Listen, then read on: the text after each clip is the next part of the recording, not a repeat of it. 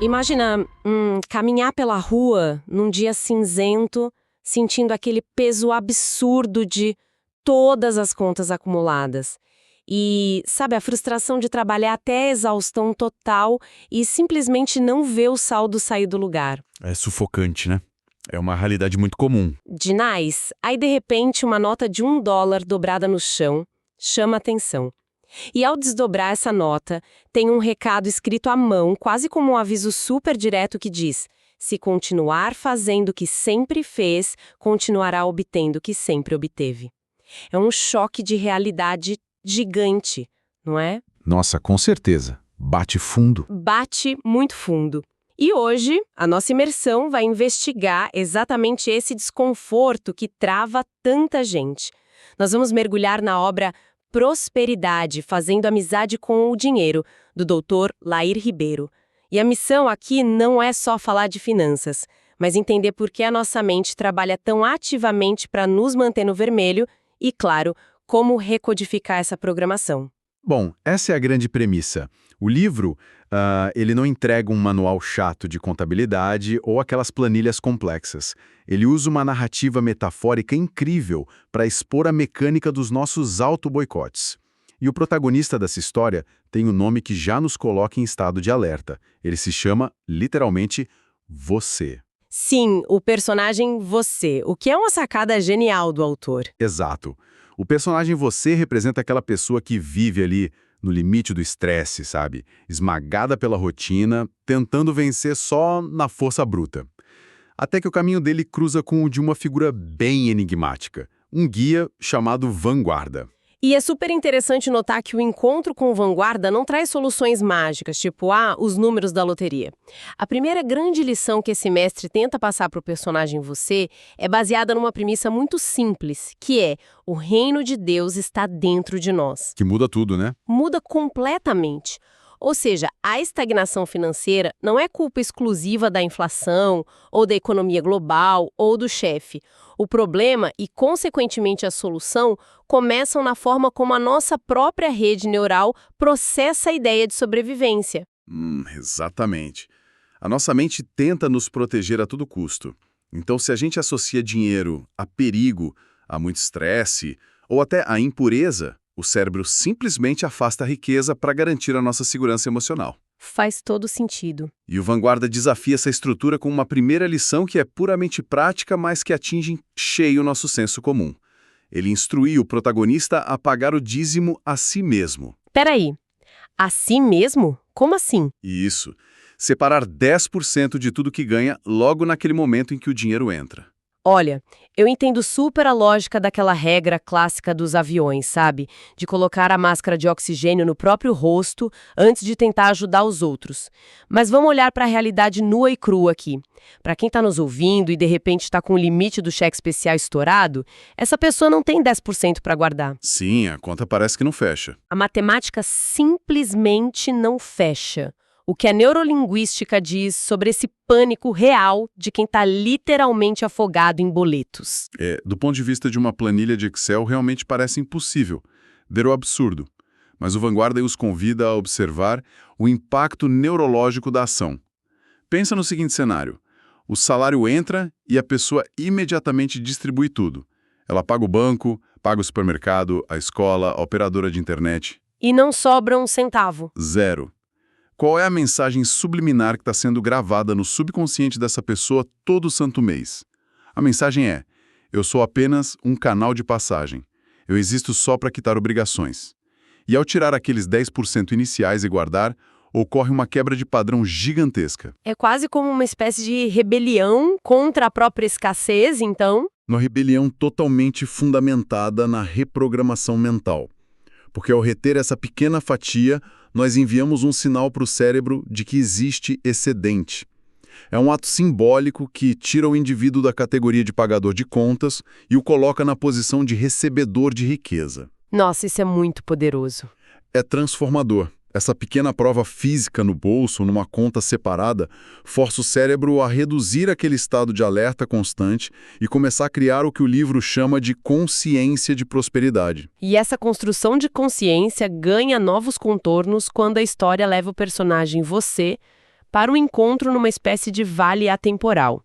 E é lá que o Vanguarda estabelece uma distinção que, honestamente, quebra a visão tradicional que a gente tem sobre o sucesso.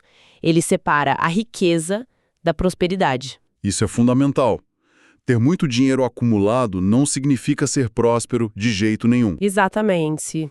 A equação apresentada no livro é: saúde mais riqueza mais amizade é igual a prosperidade. E essa equação revela a fragilidade daquele acúmulo pelo acúmulo, sabe? Riqueza sem prosperidade tem prazo de validade. Se tem milhões na conta, mas o corpo padece de estresse e não existem relações humanas autênticas, a pobreza ainda impera, ela só mudou de forma. Fica uma vida vazia. Totalmente, vazia. E para aterrar esse conceito de fazer amizade com o dinheiro, o Vanguarda instrui o personagem a criar um imã de dinheiro. Ele pede para o protagonista andar com várias notas de diferentes moedas no bolso só para criar uma familiaridade tátil. Confesso que, quando eu li isso, a primeira imagem que me veio à cabeça foi a do tio Patinhas mergulhando naquela caixa forte cheia de moedas de ouro, sabe? Clássico. Muito clássico. Mas, trazendo para o mundo real, andar com muito dinheiro vivo no bolso hoje em dia parece um convite para ser assaltado. É um risco enorme na cabeça da maioria das pessoas. E essa é a objeção imediata que o próprio personagem você levanta na história. E a resposta do Vanguarda explora o campo da vibração e do foco mental. O que atrai o perigo não é o papel no bolso, mas o medo constante de perder aquele dinheiro. O medo age como um radar. Entendi. E para provar como o medo e as crenças limitantes distorcem a nossa capacidade, o Vanguarda transporta o protagonista lá para o topo das antigas Torres Gêmeas em Nova York. Ah, o cenário da prancha de madeira. Certo. Esse trecho me deu até vertigem. Isso. Ele posiciona uma tábua de madeira unindo as duas torres, a centenas de metros do chão, e simplesmente manda o protagonista atravessar.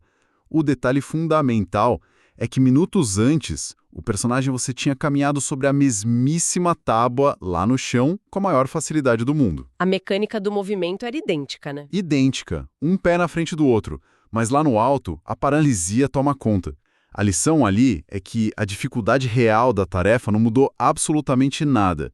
O que derruba a pessoa é o self-talk, sabe? Aquele diálogo interno assustador. E essa analogia da tábua ilustra perfeitamente o peso daquelas frases que a gente escuta lá na infância. Coisas como tipo, dinheiro não dá em árvore, ou todo rico é desonesto, dinheiro é sujo. No chão, a nossa mente racional acha super fácil lidar com as finanças. Mas, na altura da vida real, o subconsciente grita todas essas crenças antigas e a gente congela. Congela na hora. E aí o Vanguarda sugere colocar toda essa bagagem mental negativa num balão imaginário e soltar ele visualizando essas amarras sumindo lá no céu.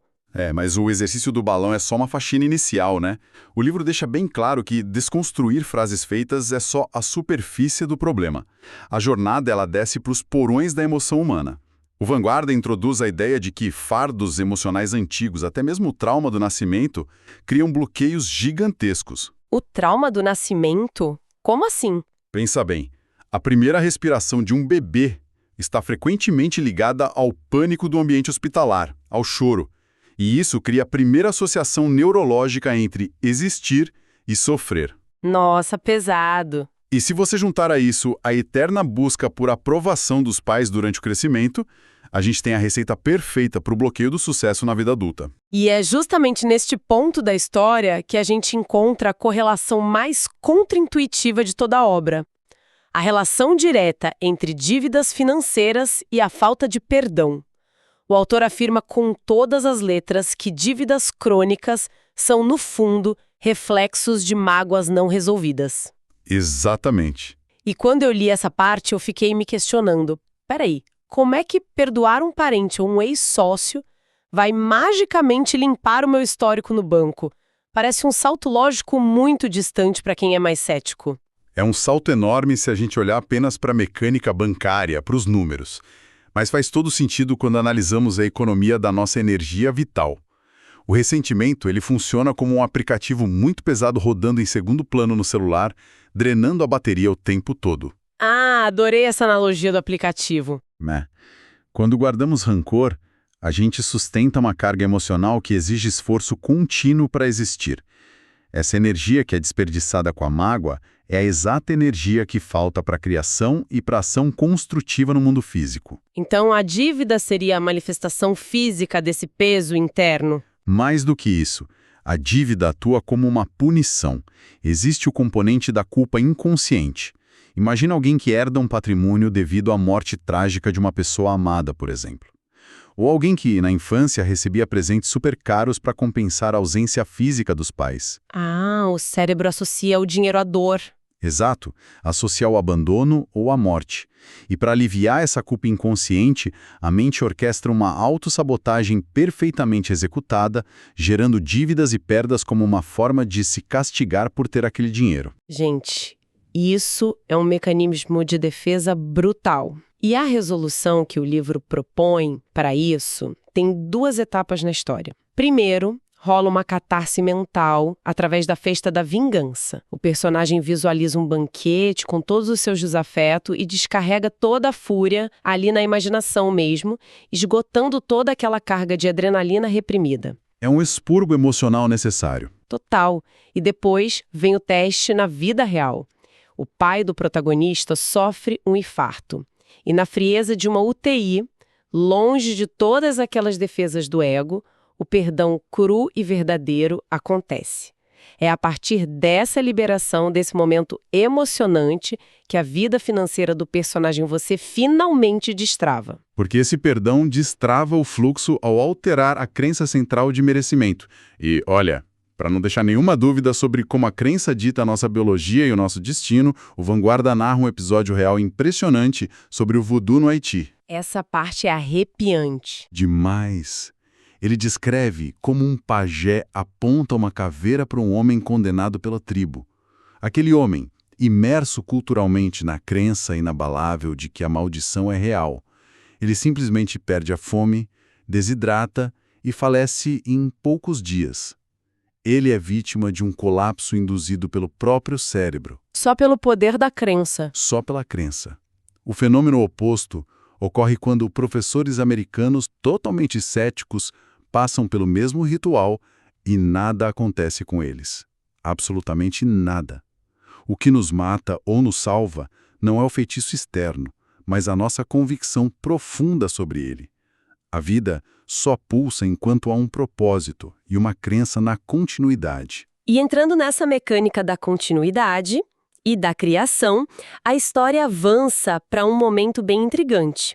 O personagem você ganha, de forma quase misteriosa, um bilhete premiado no valor de $1 milhão. Aquele grande prêmio. É que ele só pode resgatar o prêmio alguns dias depois. E a lição imposta pelo Vanguarda durante essa espera é: o processo de chegar lá é a qualidade de estar lá. Ele precisava treinar o cérebro para existir no estado de milionário antes mesmo de tocar no papel. E essa é a essência de manifestar uma nova realidade. É sentir o impacto físico e emocional da conquista por antecipação. O livro usa a música de Vivaldi para induzir um estado de relaxamento profundo no personagem, e é aí que ele aprende a moldar as afirmações no tempo presente. Isso faz muita diferença. Faz toda a diferença. O segredo neurológico aqui é abandonar o eu serei próspero e instalar o eu sou próspero. Quando a gente conjuga o desejo no futuro, a mente entende que é algo distante, empurrando a realização lá para um horizonte inalcançável. O cérebro só processa ações concretas no agora. 2 entidades operacionais, o pensador e o provador. O pensador gera a ideia, a crença, e o provador tem a missão exclusiva de varrer a realidade para encontrar evidências que validem a ideia do pensador. Me lembra muito o funcionamento do algoritmo das redes sociais, sabe? Nossa, excelente comparação. Né? Se a busca lá no aplicativo é focada em tragédia e discussão, o algoritmo vai inundar a tela com motivos para a pessoa sentir mais raiva e mais desespero. Na nossa mente, se o pensador foca em escassez, o provador simplesmente ignora todas as oportunidades de negócio ao redor e só enxerga a crise. A analogia com o algoritmo é muito cirúrgica. É exatamente assim que o sistema ativador reticular do nosso cérebro funciona. Ele filtra bilhões de estímulos o tempo todo para nos mostrar apenas o que confirma o nosso estado interno. É tipo uma lente fechada? E para recalibrar esse algoritmo a nosso favor, O Vanguarda introduz a roda da abundância, que é um sistema sustentado por 4 movimentos incessantes. Anota aí: agradecer, declarar, arriscar e solicitar. O sucesso financeiro é o resultado direto do equilíbrio dessas 4 forças rodando juntas. E é nesse ponto que a obra oferece uma ressignificação brilhante para a palavra crise. A sugestão do autor é cortar a letra S da palavra, transformando-a no imperativo crie dinheiro. Crie cifrão. Fantástico. Mas me tira uma dúvida. Como essas 4 forças da roda impedem que o motor pare durante uma recessão econômica de verdade, no macro? Olha, quando a gente analisa uma estagnação econômica, uma recessão geral de mercado, o que estamos vendo em larga escala é simplesmente a roda da abundância girando em câmera lenta. Todo mundo freando ao mesmo tempo. Exato. Pelo medo do cenário externo, empresas e indivíduos param de arriscar e param de solicitar. A postura passa a ser totalmente defensiva. E o universo físico, que é moldado pela ação e pela sintonia com a intuição, que vem do nosso lado direito do cérebro, responde com paralisia. Para romper a crise, a roda precisa girar pela coragem de pedir e de tentar algo novo, criando um movimento onde só existe retração. Essa ideia de reprogramar a mente soa incrivelmente poderosa na teoria. Mas a grande dúvida que sempre fica é: como isso sobrevive ao atrito duro do mundo real? Porque apenas pensar positivo não paga a fatura do cartão no final do mês. Com certeza não. E é por isso que acho fascinante o retorno do Vanguarda ao cenário urbano na narrativa. Ele abandona aquelas vestes de guia místico, coloca um terno elegante e aparece no meio do centro financeiro. Ele demonstra que a prosperidade precisa operar dentro da realidade prática, através das leis da riqueza: ganhar, gastar, economizar e investir. Essa transição para a cidade grande consolida a aplicação prática de tudo. E a primeira barreira que o Vanguarda destrói ali no mundo corporativo é o maior mito moderno de todos. A ideia de que trabalhar duro, de sol a sol, de forma braçal, é o que gera riqueza. É um tapa na cara. A verdade incômoda que ele expõe é que o que realmente enriquece é o pensamento abstrato, é a capacidade de resolver problemas em grande escala. Trabalhar de forma puramente mecânica e incessante mantém a pessoa tão ocupada sobrevivendo que não sobra espaço mental para de fato gerar fortuna. É muito contraintuitivo, já que a gente foi ensinado desde sempre que o suor extremo é a única moeda de troca justa para o dinheiro, né? E falando em moeda, a relatividade do dinheiro é explorada no livro de uma forma que desconstrói totalmente o apego material. A história pede para a gente imaginar oferecer $10.000 em espécie a um indígena isolado na selva amazônica, em troca de um transporte de canoa. O que não faria o menor sentido para ele. Nenhum.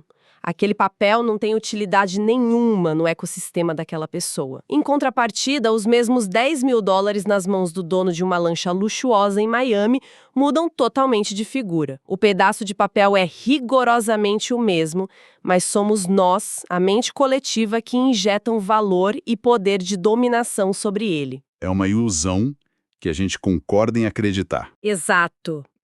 E é dentro desse entendimento do dinheiro como uma energia circulante que o Vanguarda traça a diferença mais sutil, porém a mais impactante, na minha opinião, entre caridade e generosidade. Esse é um refinamento psicológico formidável da obra. A caridade, ela é direcionada a quem tem extrema necessidade. É uma atitude humana, ética e indispensável, claro. Porém, se a prática se restringe apenas a isso, qual é o padrão que o cérebro assimila no fundo? A mente subconsciente arquiva a regra de que os recursos só se movimentam para tapar buratos ou em situações de emergência extrema. Ou seja, cria-se uma associação direta entre transferência de valor e desespero. Precisamente. E é por isso que a generosidade entra como um verdadeiro hack cerebral. A generosidade, no contexto que a obra ensina, é o ato de dar também a quem não precisa urgentemente. Pagar um café para um amigo que é bem de vida, dar um presente surpresa fora de época. Isso. Ao agir de forma generosa, sem a justificativa da crise ou da falta, a gente causa um curto-circuito na lógica da escassez. nós forçamos o nosso provador interno a registrar evidências concretas de que o fluxo de riqueza é contínuo, abundante e livre de dor. Fantástico. E para implementar todas essas mudanças lá na carreira, o personagem Você recorre a uma imagem muito forte, que é o salto do trapezista. Dentro da empresa em que ele atua, ele percebe que para alcançar o próximo nível de crescimento, que é aquela barra que balança lá na frente, ele precisa obrigatoriamente abrir mão da barra segura que o sustenta no presente. E existe aquela fração de segundo aterrorizante, onde o corpo está flutuando no vazio, sem garantia nenhuma de que vai dar certo. E esse vazio é o espaço do investimento em si mesmo. É um momento de fé estruturada. Soltar a barra antiga requer uma imensa confiança no futuro. No entanto, o problema é que muitos caem nesse salto porque tentam voar carregando todo o peso do passado. Não tem como, a gravidade puxa.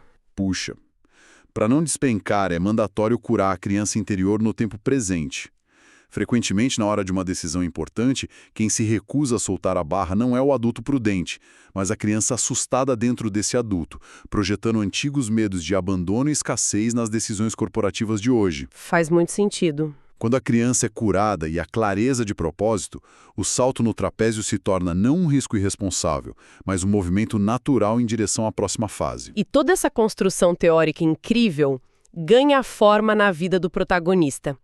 Ele transforma a atuação dele no trabalho, os resultados disparam e até o casamento dele é reestruturado. Ele entende, por exemplo, que ele processa o mundo de forma visual, enquanto a esposa é essencialmente auditiva. Ele ajusta a comunicação, elimina ruídos de anos. E todo esse sucesso gigante deságua numa imensa festa de celebração em Nova York. Uma festa inesquecível. E é no meio dessa celebração que a gente vivencia o clímax absoluto da narrativa. É o encontro final com Vanguarda, que agora não está mais de terno, ele aparece usando o impecável smoking dourado. Nossa, um simbolismo visual muito forte. O ouro, a conquista. E é no calor desse sucesso consolidado que o Vanguarda finalmente decodifica para ele uma passagem bíblica que atormentou o personagem por toda a vida. Aquela clássica: é mais fácil um camelo passar pelo fundo de uma agulha do que um rico entrar no reino dos céus. E como essa frase é mal interpretada, não é? Demais. Confesso que eu passei muito tempo acreditando que essa frase era uma condenação absoluta da riqueza, sabe? Um atestado de que a prosperidade material era incompatível com a paz espiritual. Mas a explicação histórica e geográfica trazida no livro muda completamente a nossa perspectiva. A falha não está na existência do dinheiro em si. De fato, a explicação muda o alvo do problema. Fundo de agulha era, na verdade, o nome coloquial dado aos portões estreitos e muito baixos da antiga muralha de Jerusalém. Ah, então não era uma agulha de costura. Não. Após o pôr do sol, quando aquelas enormes portas principais da cidade se fechavam, por questões de segurança, apenas esses acessos menores, os fundos de agulha, ficavam abertos. E para que um mercador conseguisse passar com seu camelo por ali durante a noite, era necessário primeiro retirar toda a carga de cima do animal. Em seguida, o camelo precisava atravessar a passagem caminhando de joelhos. Nossa, que metáfora maravilhosa! Ou seja, a exigência para prosperar de verdade é o desapego e a reverência. É deixar a bagagem excessiva para trás e adotar a humildade. Não é sobre ser proibido de ter a carga material, mas não permitir que a carga defina quem nós somos na hora de cruzar os limites mais importantes da vida. Perfeito. E após esclarecer esse último enigma, ocorre a revelação final da obra, que é o grande plot twist.